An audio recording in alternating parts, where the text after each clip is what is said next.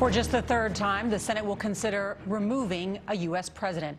Senate Majority Leader Mitch McConnell will formally offer his organizing resolution, and here's how he wants the trial to look.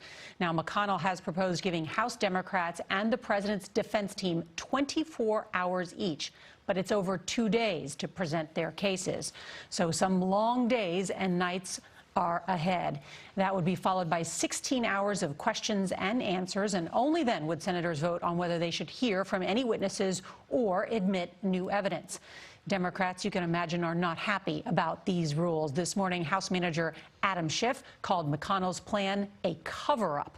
Well, today the rules will be debated by the House managers and the defense team. Approval is expected of those Republican rules along party lines. We've already heard from some of the moderates who say they are going to, Republican moderates who say they will vote for McConnell's rules. So you can see President Trump here. He's actually out of the country at the World Economic Forum in Davos, Switzerland, but he has not been silent, repeating his claim that impeachment is a hoax and saying it's going to work out fine in the end.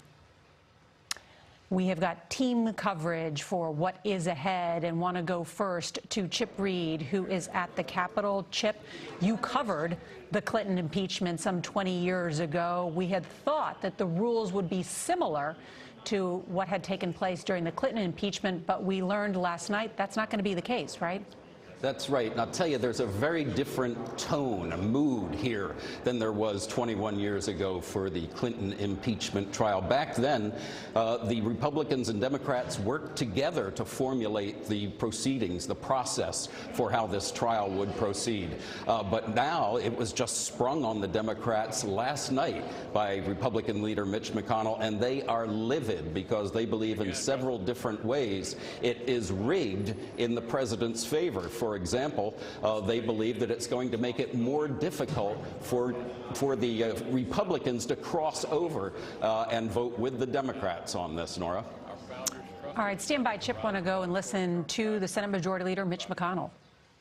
They trusted the Senate to soberly consider what has actually been proven and which outcome best serves the nation.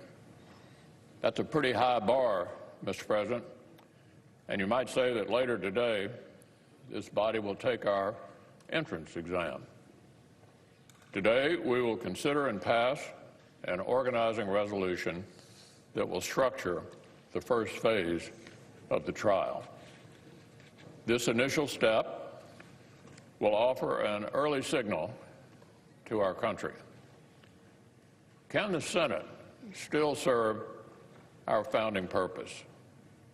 Can we still put fairness, even-handedness, and historical precedent ahead of the partisan passions of the day? Today's vote will contain some answers. The organizing resolution we'll put forward already has the support of a majority of the Senate.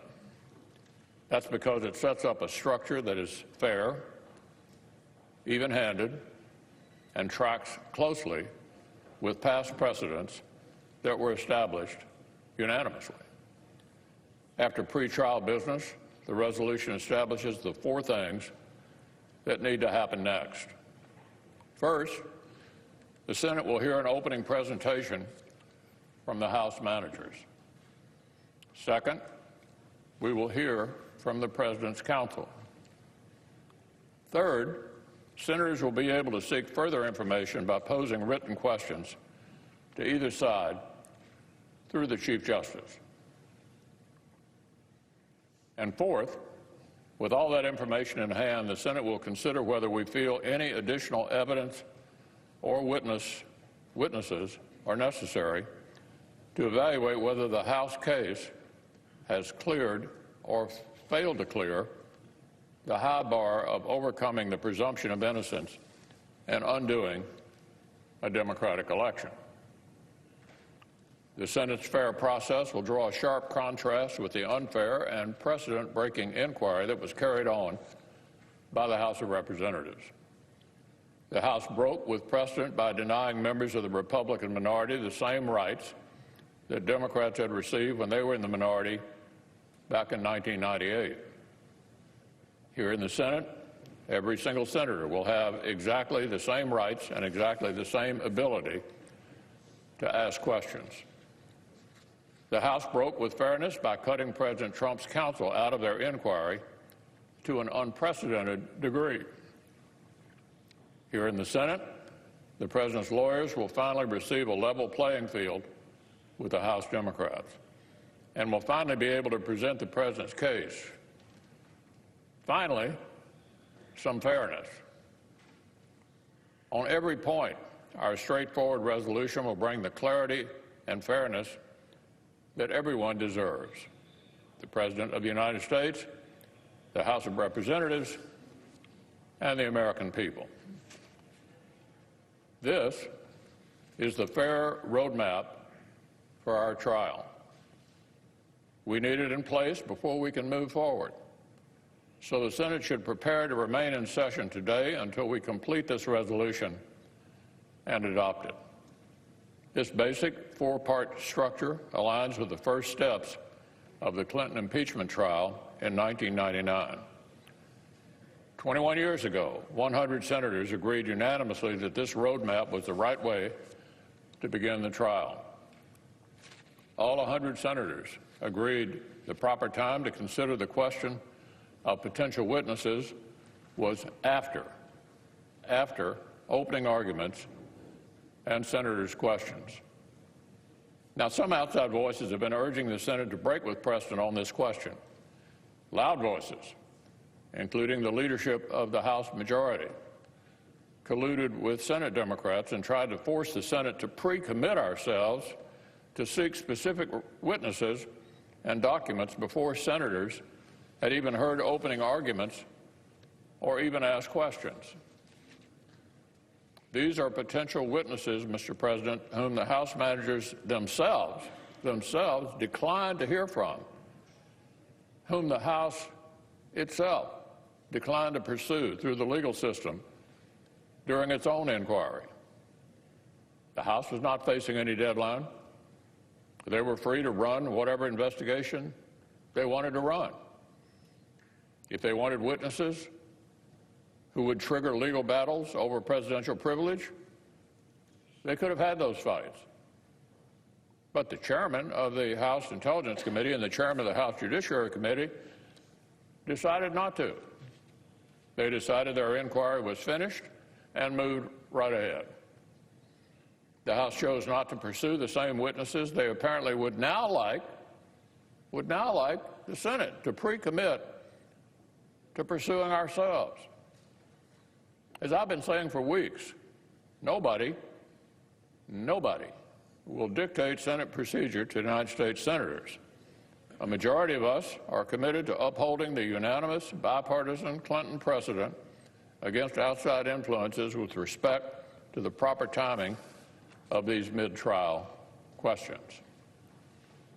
And so, if any amendments are brought forward to force premature decisions on mid-trial questions, I will move to table such amendments and protect our bipartisan precedent.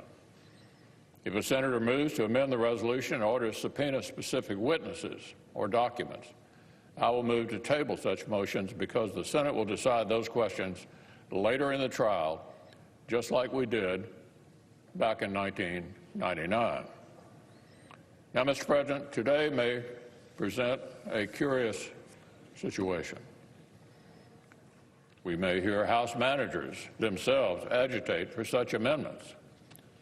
We may hear a team of managers led by the House Intelligence and Judiciary Committee chairman argue that the Senate must pre-commit ourselves to reopen the very investigation they themselves oversaw and voluntarily shut down. It would be curious to hear these two House chairmen argue that the Senate must pre-commit ourselves to supplementing their own evidentiary record to enforcing subpoenas they refused to enforce, to supplementing a case they themselves have recently described as overwhelming, and beyond any reasonable doubt. So, Mr. President, these mid-trial questions could potentially take us even deeper into even more complex constitutional waters. For example, many senators, including me, have serious concerns about blurring the traditional role between the House and the Senate within the impeachment process. The Constitution divides the power to impeach from the power to try. The first belongs solely to the House, and with the power to impeach comes the responsibility to investigate. The Senate agreeing to pick up and carry on the House's inadequate investigation would set a new precedent that could incentivize frequent and hasty impeachments from future House majorities. It could dramatically change the separation of powers between the House and the Senate if the Senate agrees we will conduct both the investigation and the trial of an impeachment. What's more, some of the proposed new witnesses include executive branch officials whose communications with the President and with other executive branch officials lie at the very core of the President's constitutional privilege. Pursuing those witnesses could indefinitely delay the Senate trial and draw our body into a protracted and complex legal fight over presidential privilege. Such litigation could potentially have permanent repercussions for the separation of powers and the institution of the presidency that senators would need to consider very, very carefully. So, Mr. President, the Senate is not about to rush into these weighty questions without discussion and without deliberation, without even hearing opening arguments first. There were good reasons why 100 out of 100 senators agreed 2 decades ago to cross these bridges when we came to them. That is what we will do this time as well. Fair is fair. The process was good enough for President Clinton, and basic fairness dictates it ought to be good enough for this president as well. So, the eyes are on the Senate. The country is watching to see if we can rise to the occasion. 21 years ago, 100 senators, including a number of us who sit in the chamber today, did just that. The body approved a fair, common-sense process to guide the beginning of a presidential impeachment trial.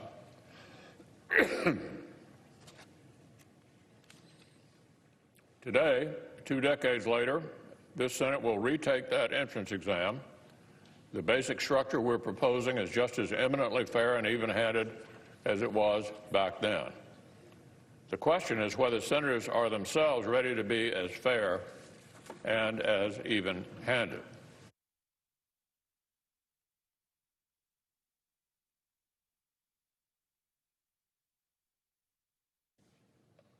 The Senate made a statement 21 years ago. We said that presidents of either party deserve basic justice and a fair process. A challenging political moment like today does not make such statements less necessary, but all the more necessary, in fact. So I would say to my colleagues across the aisle, there is no reason why the vote on this resolution ought to be remotely partisan. There's no reason other than base partisanship to say this particular president deserves a radically different rule book than what was good enough for a past president of your own party. So I would urge every single senator to support our fair resolution. I urge everyone to vote to uphold the Senate's unanimous bipartisan precedent of a fair process.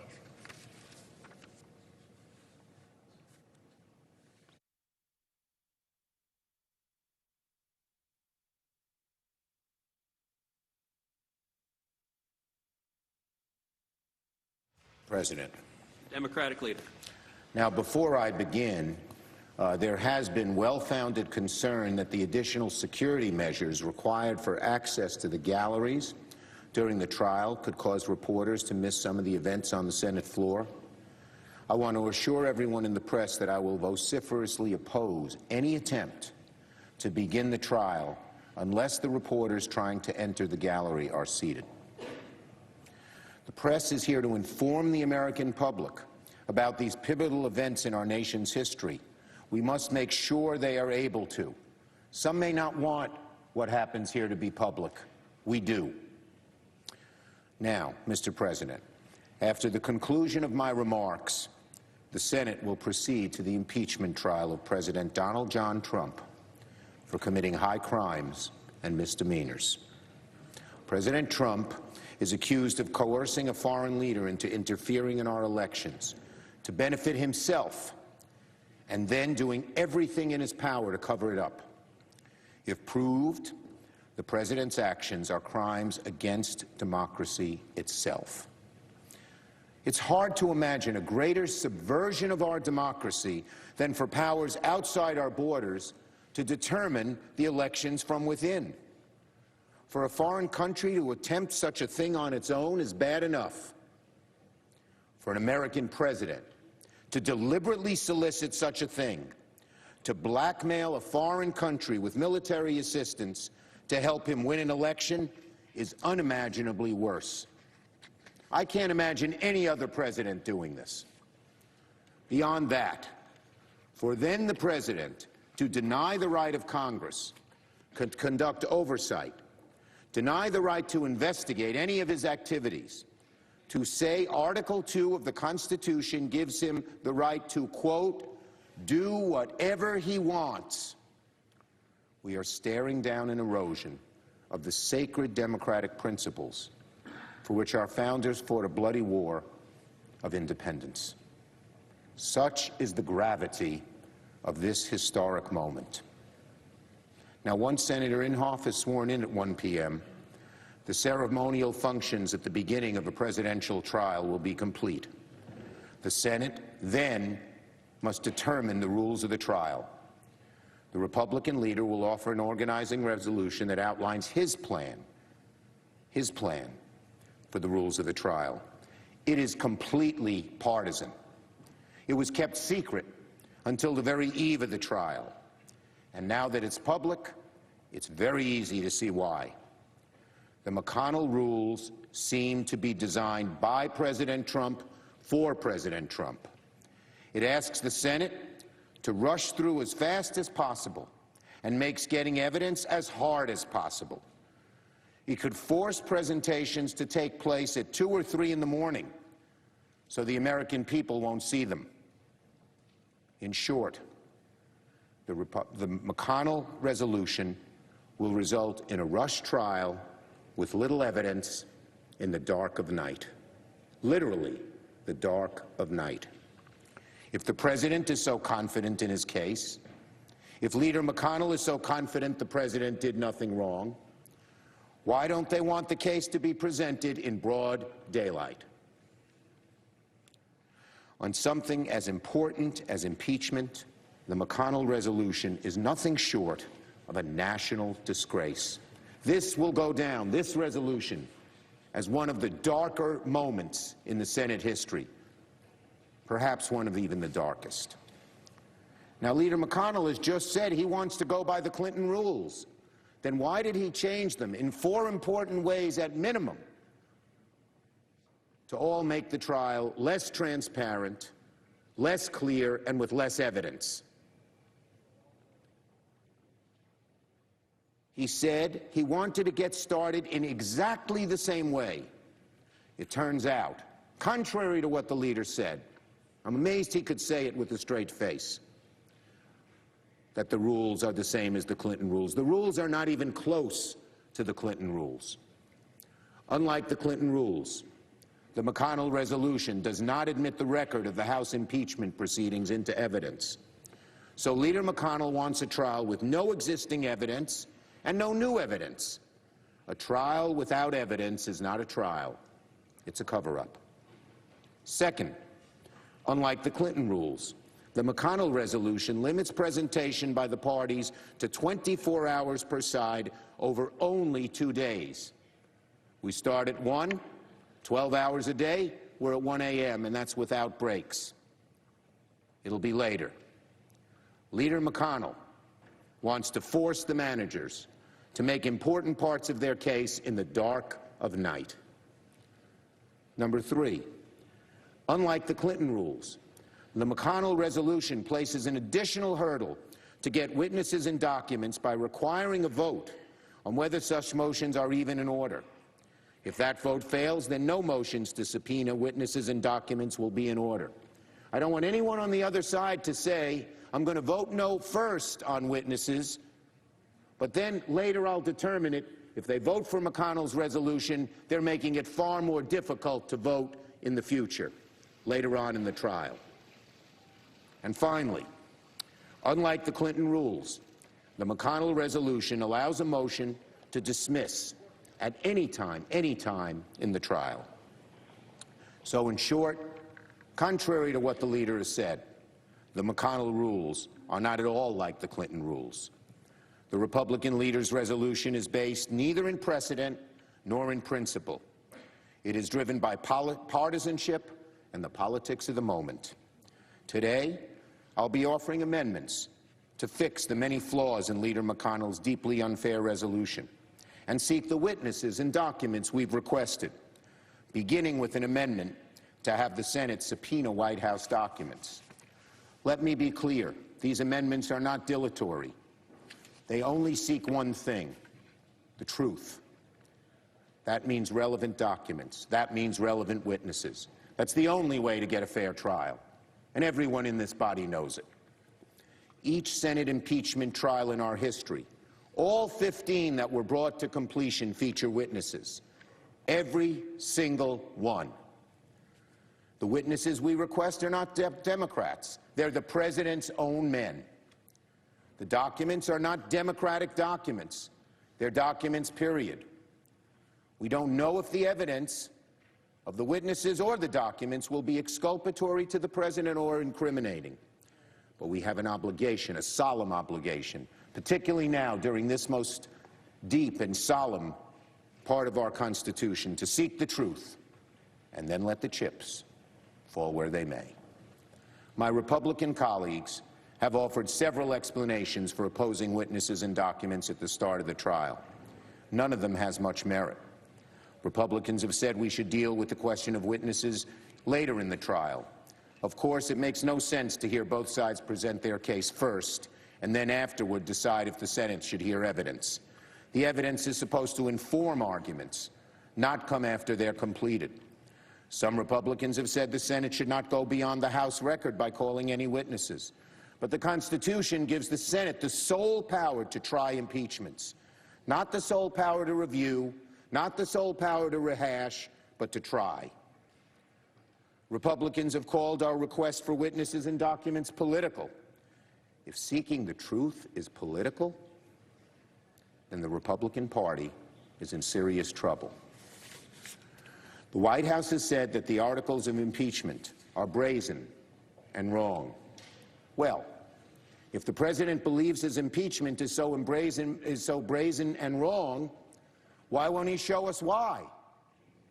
Why is the president so insistent that no one come forward, that no documents be released? If the president's case is so weak that none of the president's men can defend him under oath, shame on him and those who allow it to happen. What is the president hiding? What are our Republican colleagues hiding? Because if they weren't afraid of the truth, they'd say, go right ahead, get at the truth, get witnesses, get documents. In fact, no point over the last few months have I heard a single solitary argument on the merits of why witnesses and documents should not be part of the trial. No Republican has explained why less evidence is better than more evidence.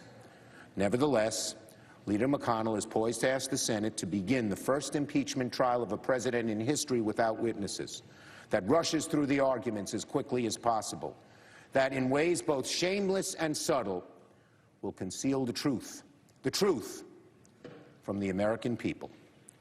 Leader McConnell claimed that the House had ran the most rushed, least thorough, and most unfair impeachment inquiry in modern history.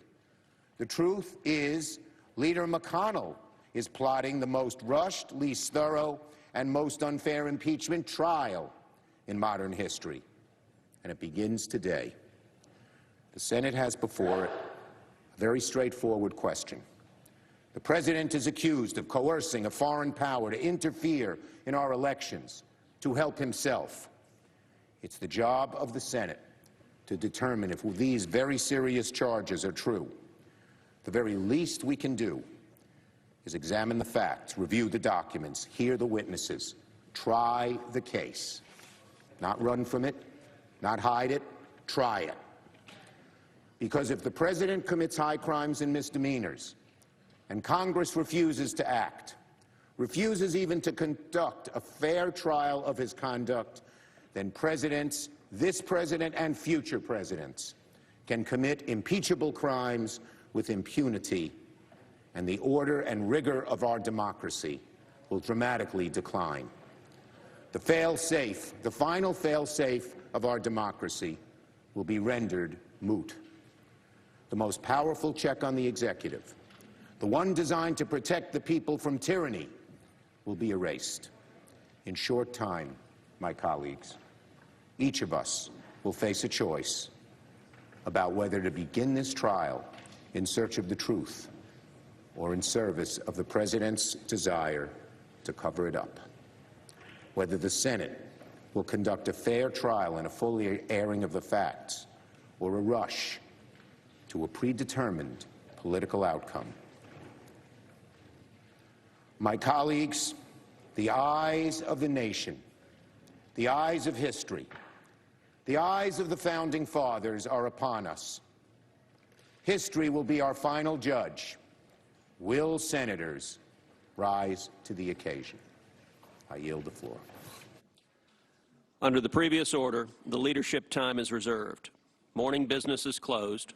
Under the previous order, the Senate stands in recess, subject to the call of the chair.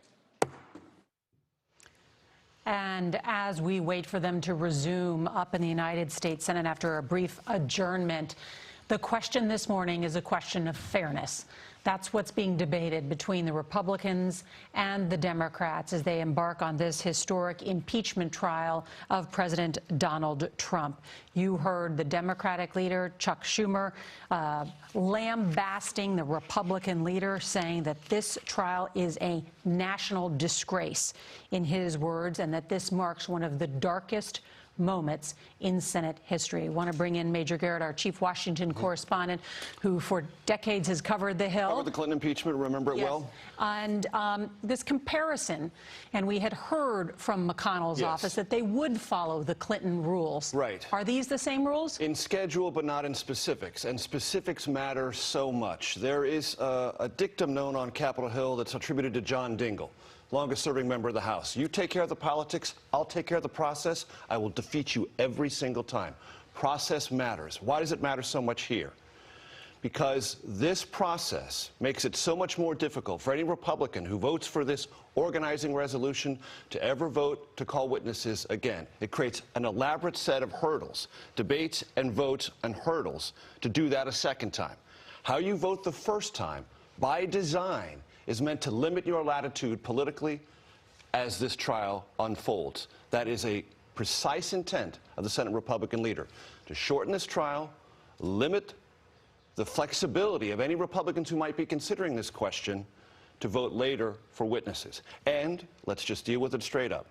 The White House has made it abundantly clear, if John Bolton in any way, shape, or form is introduced as a potential witness, the White House will assert not only executive privilege, but classification concerns, and as the majority leader just alluded to, that will be fought out in court, grind the entire trial to a halt, and the majority leader, in his own words, said that's not a path we ought to go down. So he's already said we should not go this direction. If that's your number one witness, just forget about it. We're not going to go there. And 21 years ago, when the rules were being debated, which is what the Senate is doing now for the Clinton era, in fact, the vote was 100-0 in agreement, could not have been more different. The Democratic leader, Tom Daschle, and Trent Lott had already worked out the rules of this in a collegial way as the Senate used to operate. Well, not only that, there had been an intervening midterm election in '98, and Republicans lost seats. They lost their speaker, Newt Gingrich. They were back on their heels. The Senate wanted essentially to create a trial they could all agree on beforehand. So their first consideration of this question that is not resolved now, that is being fought over in bitterly partisan terms, was already agreed upon. They wanted a process that they could say, you know what, the House did impeach Bill Clinton. There are some serious underlying issues here, but because we have this vast body of evidence put forward by an independent counsel operating fully within the law, we'll take that evidence, we don't need more witnesses, and we'll proceed. And everyone agreed upon it. Now we don't have that body of evidence. What Republicans see is evidence gathered by partisan Democrats, not by an independent counsel, insufficient. They're just sort of disregarding it. That is also a central difference in premise and in process. All right, now we've talked about process. Let's talk about the substance of what we may see as this goes on. Let's bring in our experts. Kim Whaley, a CBS News legal analyst and visiting law professor at American University. University. It's not my anniversary. I don't know why I said that. And of course, Jonathan Turley as well, a constitutional law expert. Jonathan, let me start with you. The arguments that the White House has made going into this, because they've delivered a brief, has been the Democrats have failed to prove that a crime was committed. Is it necessary to prove a crime was committed as an impeachable offense? No.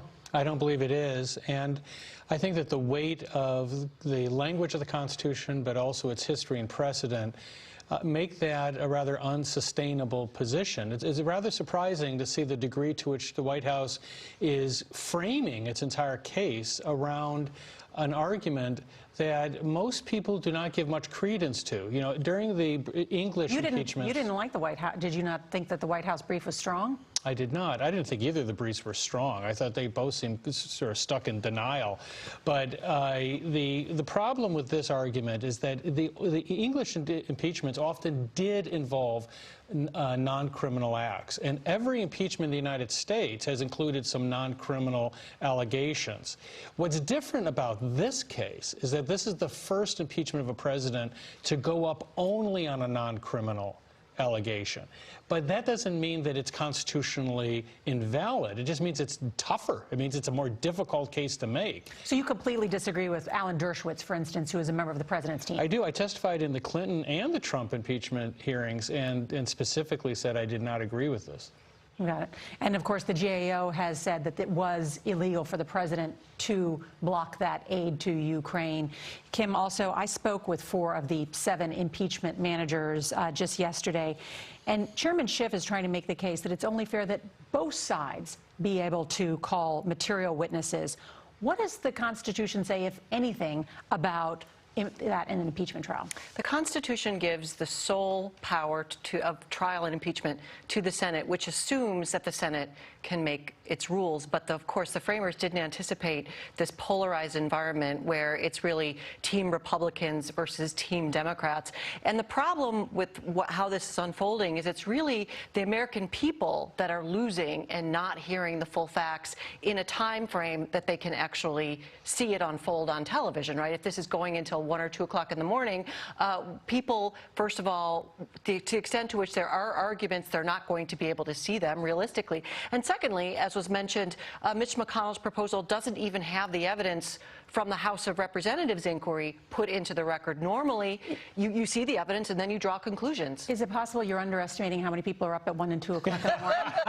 I'm not. Well, No, I mean, look, the problem that, for instance, Mitt Romney, who has said he would like to call witnesses, said today to some members of the press, look, I don't have a problem. He's going to vote for the rules. I don't have a problem with it being 12 hours a day over 2 days. You know, that's okay. People will watch if they're interested. It will be recorded. But that's not fair. The idea is fair. But I think in fairness, though, to the Republicans, it's worth noting that the tide of hypocrisy washing over the Hill today was enough to take the dome off its foundations. I mean, Chuck Schumer opposed all and any witnesses in the Clinton trial. He opposed any trial. He wanted a summary vote. So when he was saying, what are you afraid of? Why wouldn't you want more witnesses? I expected a bolt of lightning to come down at that moment. Now, he's not the only one. Both parties seem to have flipped their positions in these 2 trials. So no one expects the Senate necessarily to be the oracles of principle.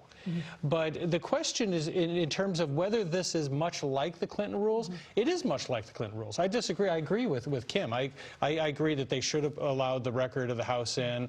I have problems with some of these changes, but for the most part, the Democrats in the Clinton trial insisted that they vote on witnesses and documents after the arguments were completed, and that's what Schumer is most aggrieved about. Right, right. And that will happen, and right, in this particular case. But of course they had 10 stars well. Yeah.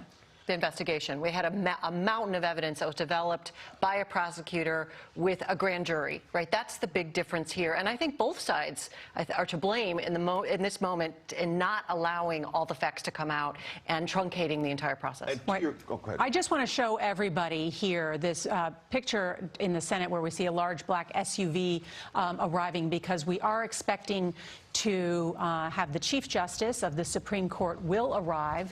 He has sworn in 99 of the senators. He'll sign in Senator Inhofe again today, who was not there. And then all 100 senators who have sworn to impartial justice will begin this process. But the Chief Justice playing a key role there, and will return, of course, back to the United States Senate when we see them, as this begins just shortly. And we should anticipate the likelihood that the Senate will go into something called closed session. Senior administration officials I've been texting with all morning anticipate this happening. Why? Because this is a debatable resolution. Well, under the Constitution, once the trial begins, senators can't speak. How can they speak? They can only speak in closed session. What does closed session look like? I don't know. I've never been invited. Meaning the press will not be able to witness it. The C-SPAN cameras will not be operable, and the Senate will be for some period of time. White House doesn't know. Senate Republicans I've been dealing with don't know. But this will not be in public view. We should just anticipate that. And 21 years ago, the rules were debated in closed doors in the old Senate chamber of before the Senate trial started. That's right. Precisely. Right. And to your point, Nora, about who's going to be up at 1 or 2 in the morning, this is not a sample of the whole country, but I was in Texas for 2.5 days doing a 3 meals thing for CBS This Morning, talking to lots of different voters. Even Democrats who would like to see and very much want to see President Trump defeated in 2020 were not tuned in, were not dialed in on this. Some Democrats I talked to weren't even sure that the House Democrats had made a persuasive case on impeachment. I detected across independents, Republicans, and even Democrats something that I think you could fairly describe as impeachment fatigue. All right, let's go to Ben Tracy, who is at the White House. And Ben, of course, the president oversees at the World Economic Forum in Davos there. We've heard from the White House in an extensive form their brief, their legal argument, really, quite frankly, for the first time. Summarize the key points. Well, they're really trying to go after this idea that the president did not violate an established law. So they are saying that these articles of impeachment fail on their face. And you heard a lot of this very descriptive language in this brief, really calling these articles out and saying that this whole idea is a charade, that these are not even valid articles of impeachment coming over to the Senate, and therefore this should be swiftly rejected. That's the phrase that they used. And I can tell you here at the White House, publicly they are saying, of course, the Senate makes the rules, but I can tell you that behind the scenes they are very happy with how Mitch McConnell is fast-tracking this trial. They want to get this over with as quickly as possible. They have really evolved their position from the president at one point just weeks ago, saying he wanted all sorts of witnesses and a full defense of him. KHOU 11 News at noon starts now. A wild police chase with a U-Haul truck ends with one suspect dead. Wait till you hear who ran him over. A dramatic increase in the deadly coronavirus outbreak. The new numbers as human-to-human transmission is confirmed.